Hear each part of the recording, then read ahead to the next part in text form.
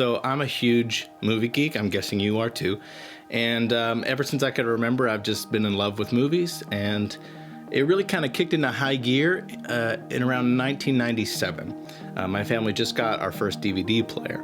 The quality was unreal, which is hilarious today, but I was in awe. And then I found something called bonus features and quickly became obsessed. As time went on, these bonus features went from, a few minute clips and interviews with the cast to full-fledged hour and a half long documentaries about the making of a film. I couldn't believe everyone wasn't talking about it. I felt like it was this little hidden gem. If you went into most DVDs and go to the extras section, there was incredible value for people wanting to learn more about filmmaking. So I wanted to share with you what I think are the best making of documentaries ever made. Magnolia. I remember watching this for the first time in film school way back, and I was in shock of how unhinged Paul Thomas Anderson is through the making of this documentary.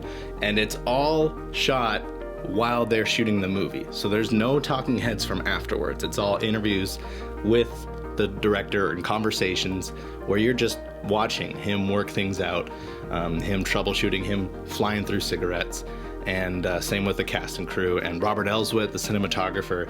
And it's unreal to be able to watch these guys just do their thing. You just get to witness their incredible talent. So PTA was shooting this, I think a year after Boogie Nights, which was a pretty big hit and became an even bigger hit later. And you can see he's pretty nervous about following it up with this ensemble odd drama. But seeing the care and passion he puts into it is truly inspiring. The Life Aquatic with Steve Zissou. Wes Anderson doing his thing. This is along with Grand Budapest Hotel, this is one of my favorite Wes Anderson movies. And he is so interesting because he creates movies, obviously very different stylistically, but even his approach to making the movie. For the most part, it's outside of the studio system. He makes them all independently. And from interviews I've read and heard, actors usually say it's kind of like a camp vibe on set. They all, there's no megastar in their trailer and coming out, and everyone's kind of in it together. They're all shacking up at a hotel somewhere, and they're just like film school students, just running around making something cool that they're passionate about. This is another one with so much fly-on-the-wall footage of these incredible filmmakers and actors making something awesome. So I really highly recommend this one. It's fascinating to see the production design that is so Wes Anderson-y being put together. Plus there's just gem after gem of Bill Murray being Bill Murray. So definitely watch this one. The Social Network. So if you've subscribed to this channel for any time, you'll know that I'm a huge David Fincher fan. The man knows how to make a movie. He's very opinionated and clear about what he wants, and it shows in his films. They're so carefully thought out, down to really crazy minute details, and you get to kind of witness that in this documentary. He's the king of precision, Hitchcock-like thrills, and inserts. There's a really good balance in this one between fly-on-the-wall set footage and interviews with all the key cast, producers, and even Aaron Sorkin. This one's interesting because Sorkin, who wrote the movie, is there for pre-production, rehearsals, and production, which is pretty rare for a writer. So hearing his insights into the actors performing his script is really interesting and something you don't see super often. This is probably the one I've rewatched the most. This is my comfort movie. When I'm feeling a little down and out and uninspired, I'll revisit this one, and it's truly underrated and wonderful. The Lord of the Rings. How can I not include this one? I'm a Lord of the Rings geek. I think a lot of people in my generation are. It's an incredible trilogy, and the extended edition DVDs I became obsessed with when they came out. And then when I found the documentary and the bonus features, I was like, whoa.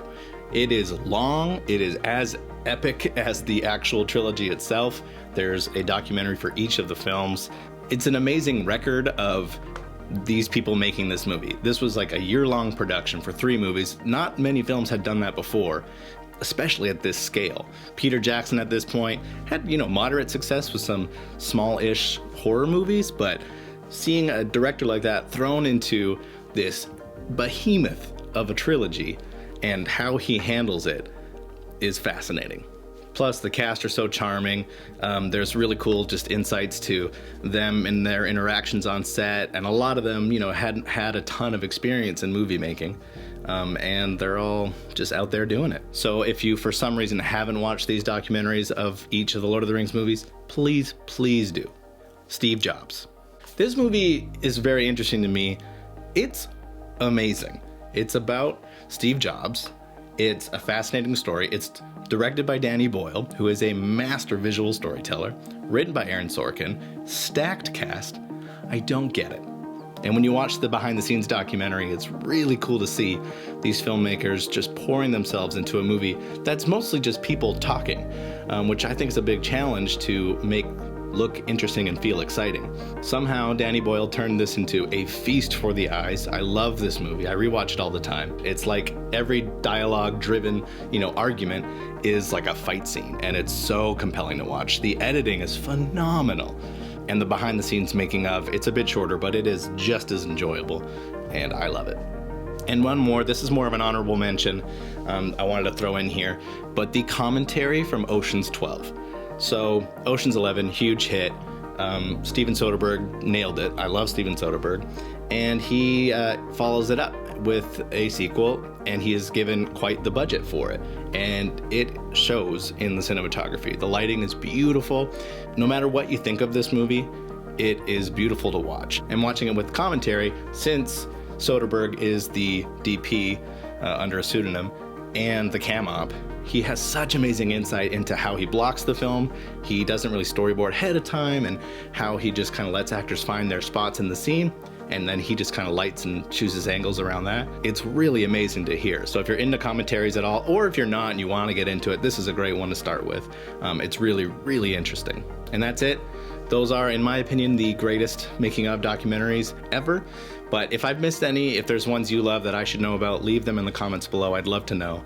I love watching these. And yeah, otherwise, like and subscribe, and I'll see you in the next video.